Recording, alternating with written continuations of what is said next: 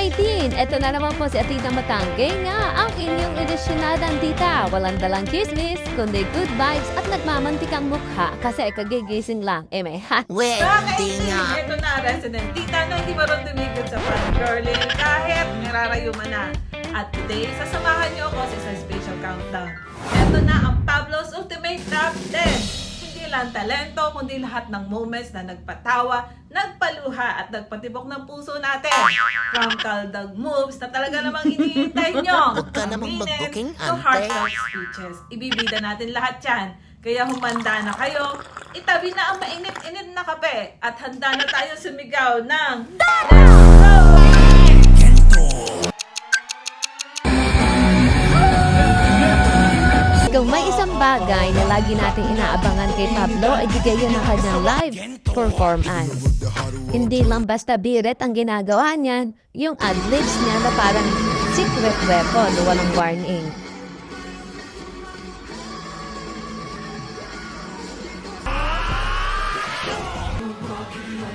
Bigla na laang nataas ang boses niyan, katulad nito.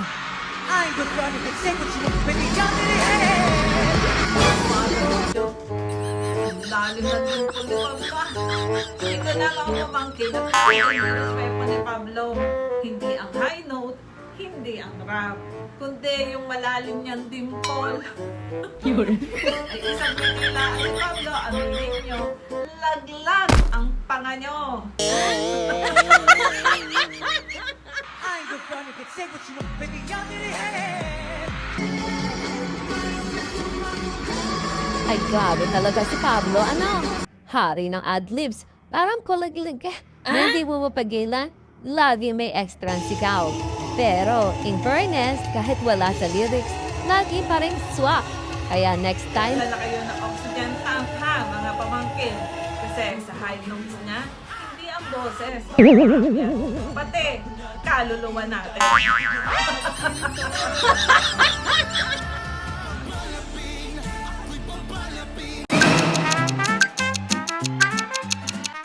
kapag si Pablo gumalaw sa stage, hindi lang simpleng sayaw ang ginagawa niyan. Para kang nasa Lindol Drill. Yung bawat hakbang niya, may sariling Richter scale. Kung may feel bop sa concert, automatic mag-a-announce ng Magnitude 7. Pablo, ay grabe. Talaga naman punong-puno ng enerhiya. Powered Buttercup! Naho naman, Pablo ay talaga naman lindol pag sumayaw. Bawat step, Magnitude 7 agad. Kaya pag may kaldag moment, automatic trending yan.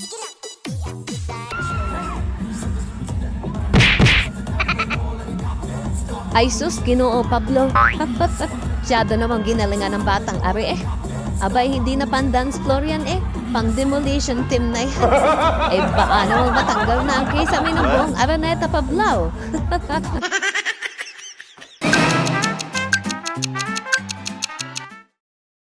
Isa yung certified mood booster kahit wala siyang sinasabi yung mga funny gestures niya already tell a whole story. At yung mga facial expressions niya, grabe, 1 second fierce tapos the next second, parang need na ready na screenshot ng 18. Si Pablo, bukod sa pagiging leader, unexpected comedian din ng grupo. At aminin, lovable ang dating ni Pablo. Kasi kahit random o funny yung gestures niya, ang dating laging natural. Hindi pilit, parang gift of comedy na bonus sa lahat ng talent niya.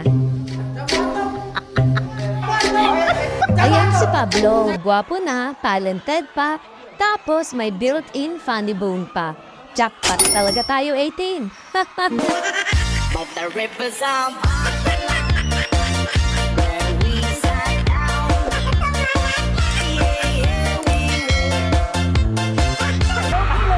Yeah, yeah, we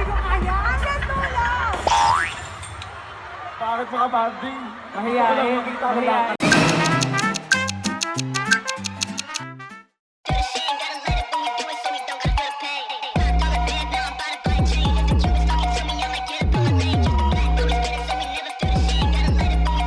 Bukod sa pagiging group leader, fashion leader din yan. True, kasi habang karamihan ng lalaki takot pa rin magsuot ng skirt, si Pablo, hindi. Kaya kapag naka-skirt siya sa stage o pictorial, hindi mo iisipin na weird. Ang may iisip mo, grabe, ang astig. At syempre, iba ang confidence ni Pablo. Yung tipong kahit simpleng skirt lang, nagmumukhang high fashion bigla.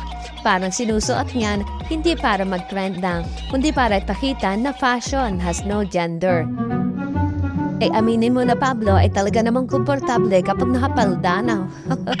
Bakit nga naman magtitiis sa makapal na jeans kung pwede namang mahangina ng legs? Pero seryoso Pablo's fashion choices really challenge the norm. At the same time, pinapakita niya sa fans na wala namang masama sa pagiging experimental. Kung ano ang magpapasaya at komportable sa iyo, go lang!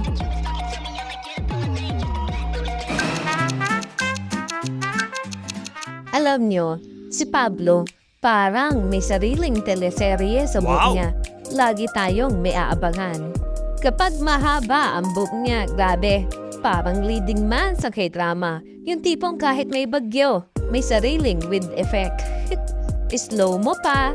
Tapos, kapag nakaponi siya, naku, para siyang samurai na ready pagtanggol ng 18. Handsome pa rin, of course. Kapag short hair naman, biglang power up mode. Ang linis ng look Mukhang CEO talaga.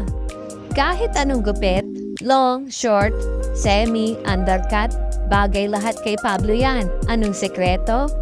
Hindi lang kasi yung hairstyle, kundi yung mukha.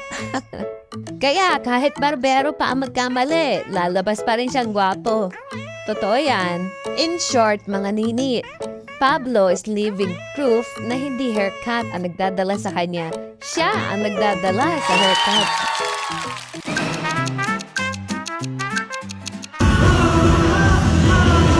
Siyempre, hindi mawawala ang Pablo's Rap and Beat It combo.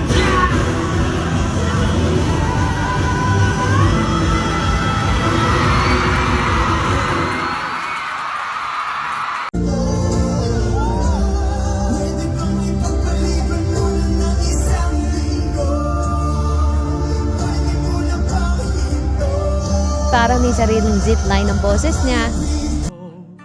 Malabo.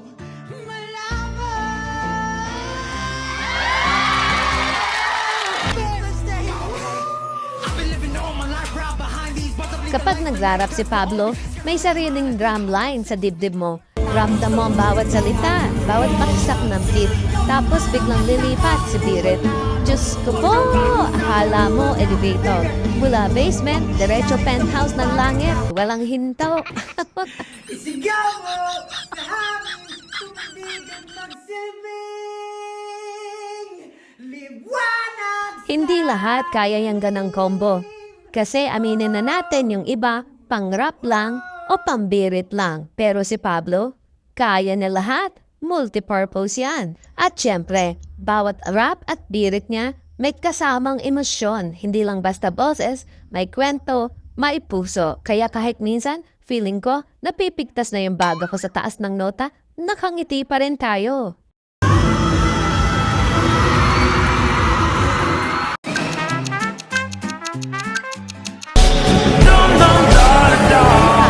Kahit leader siya ng SB19, kahit sobrang talented at successful na, nananatili pa rin siya mabait at mag-aalang sa lahat.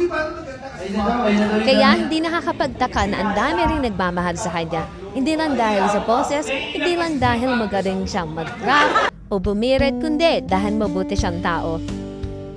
At syempre, bilang 18, proud na proud tayo.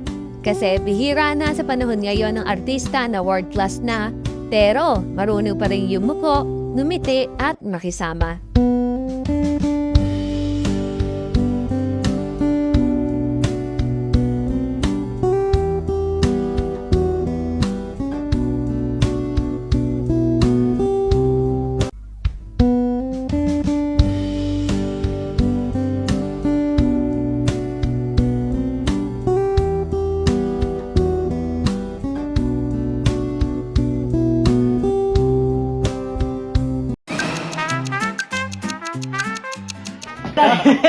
At syempre, hindi natin pwedeng palampasin ang tawa ni Pablo.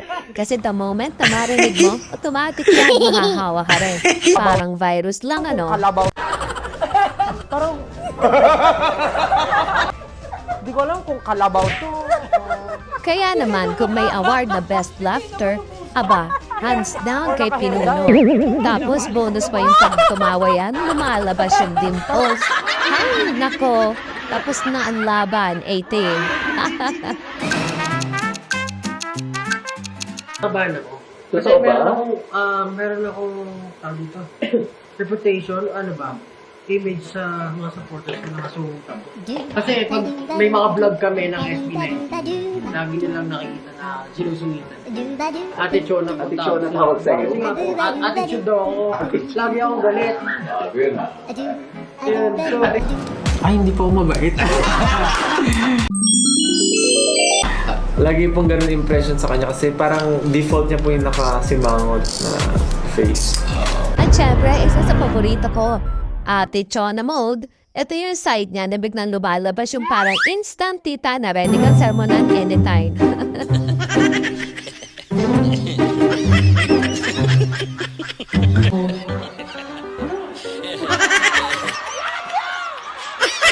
Ang tawag nun. Kasi gutom na ako. Ang haba-haba ako naglalakad. As in, lagi. 1. Siyempre, this is the last. Bombastic Understand? Lagot ka kay Ate Chona. Attend ka graduation. Grabe. Atay mo ba ako, nanay mo ba ako? Attend ng graduation. Room tour, ang gulo. Next time na lang.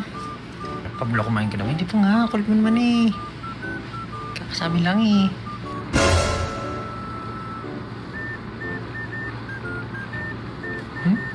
Basta, kayo na bahala dyan. Laki na yun. Paano naman? Bagsak. Ako. Bagsak. Oh my God. Saan si Ponky? Nandun nga sa labas. Ulit eh. Huwag ka na ako mag-isip! Bukas mo na! Bakit?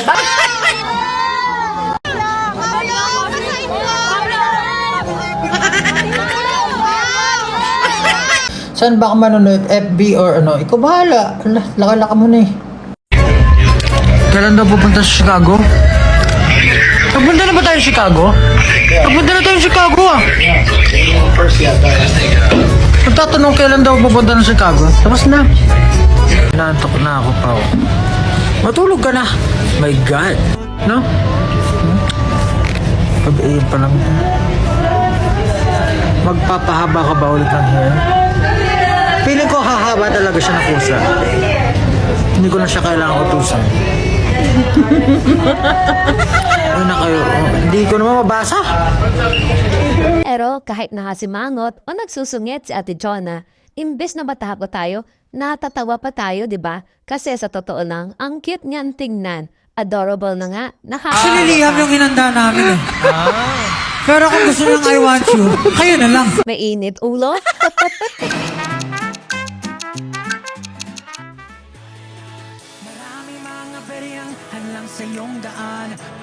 For me, everyone's bound to succeed. Siguro sa timing magkakatan. Timing kung kailan mo makakapit ng goal. Pinakamahalaga lang talaga. Sumubok ka. Gawin mo yung best mo. At pag sinubukan mo na siya, gawin mo yung best mo. Ibigay mo yung lahat.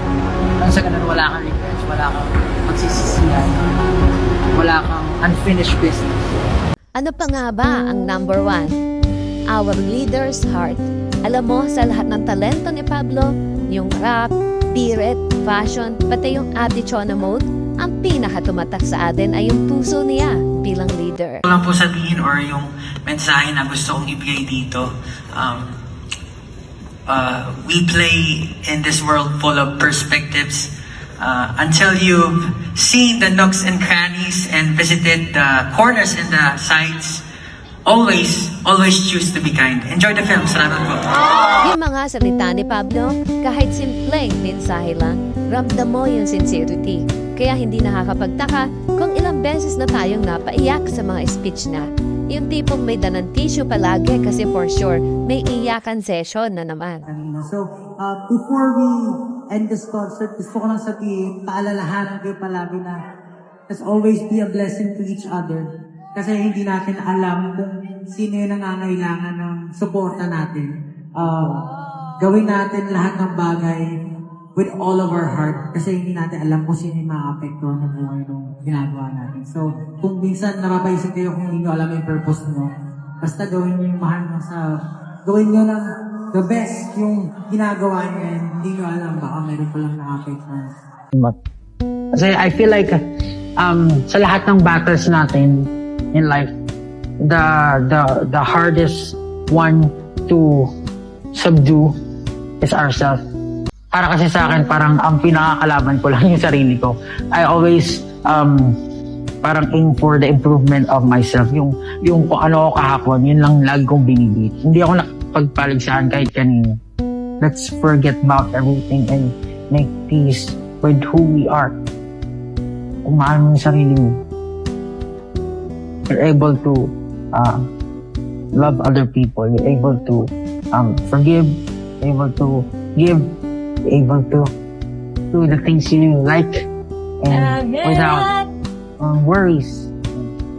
The flag symbolizes you as a person. To raise it is one thing, but to be able to swing it proudly, yun yung tunay na kapayapaan, tunay na pagmamahal sa sarili at sa lahat ng bagay na kasumuli. Tayo ang matawad. Kaya sa lahat na achievements nila, sa lahat ng kanta at performances, ang pinakamatibay na sandigan natin ay ang puso ng leader natin. At yun ay si Pablo, ang leader na may pusong totoo, pusong mapagmahal at pusong laging inuuna ang kapakanan ng iba bago ang sarili. Not moving forward doesn't define your talent or your future. The best moments or the best growth, natatanggap natin yan or nararanasan natin yan kapag natatalo tayo. We learn. There's our friend!